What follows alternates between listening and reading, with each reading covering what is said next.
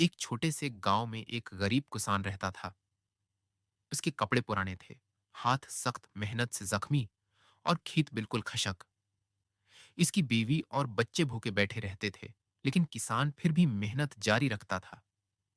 इसके वालिदैन बीमार और कमजोर थे, लेकिन वो सब उम्मीद के सहारे जी रहे थे। इसी गांव के करीब एक बड़ा जागीरदार रहता था।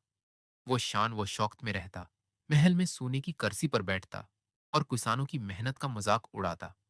उसके पास दौलत की कमी नहीं थी, लेकिन रहम का नामो निशान ना था। किसान का घर मिट्टी का एक कच्चा मकान था। बच्चे रो रहे थे, माँ के पास खाने को कुछ ना था। किसान थक हार कर जमीन पर बैठ गया और अल्लाह से दुआ करने लगा, आए मेरे रब, हमें इंसाफ अता फरमा। वक्त बदला।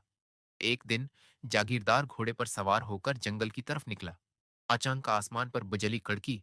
घोड़ा डर गया और जागीरदार जमीन पर गिर गया। गुरूर की ताकत लम्हों में खाक में मिल गई। उस दिन के बाद जागीरदार सख्त बीमार हो गया। उसका जिस्म कमजोर हो गया, सांसें अखड़ने लगीं, दौलत के ढेर बेकार नजर आने लगे।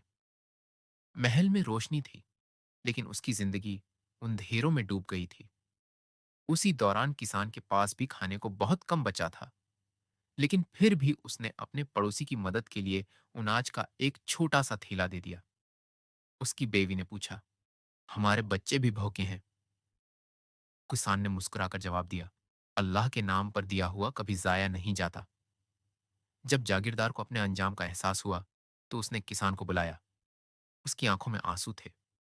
वो बोला, मैंने तुम पर जुल्म किया, मुझे मुआफ कर दो।